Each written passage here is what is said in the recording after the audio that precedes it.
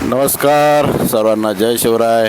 खऱ्या अर्थानं आज महाराज आणि बकासूर या जोडीचा गुलालाचा संघर्ष संपला आणि महाराज बकासूर घरतासाच भुगाव भुकुमच्या मैदानामध्ये फायनलसाठी पात्र झाला. आता हे सुसगाव आहे आणि खरं तर जाणार होतो मैदानावरती, पण पाऊसच तितक्या प्रमाणामध्ये आणि आत्ता सध्या पाऊस चालूच आहे आणि लाईव्ह पण त्यामुळेच दिसत नाही आहे, कारण जोरदार पाऊस आहे आणि ते डोंगराच्या साईडला ढगढगाट विजा वगैरे चमकतात. ते पाऊस जोरात आहे, जर थांबला तरच कदाचित फायनल होऊ शकतो. पण ज्या पद्धतीचा पाऊस पडतो आहे त्या पद्धतीत हे सगळीकडं असं भरून आलेलं आहे, त्यामुळं पाऊस थांबला असं काय वाटत नाही.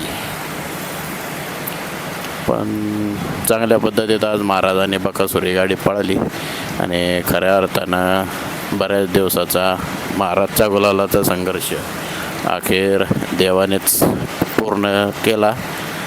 आणि गाडी जेव्हा सेमीफायनलसाठी पळत होती किंवा पळायला जाणार होती त्यावेळेसच खऱ्या अर्थाने पावसाला सुरुवात झाली होती, पण त्यावेळेस थोडासा पाऊस थांबला होता. पण त्यानंतरनं सेमी झाल्या लाईव्ह पण बंद झाला आणि जोराचा पाऊस चालू आला. अजून देखील आत्ता पण पाऊस चालूच आहे, हे लाईव्ह युजलचे त्याची. आणि इथून काय ते फक्त 5-6 किलोमीटरवरच मैदान आहे. इथंही त्या पद्धतीचा पाऊस आहे आणि त्या साईडला तर अजून जास्त दिसतोय. त्यामुळं पावसामुळं फायनल व्हायची शक्यता थोडी कमीच वाटते. बाकी झालं तर ते आपल्याला लाईव्हवर दिसेलच, पण चांगल्या पद्धतीत आज गाडी पळाली.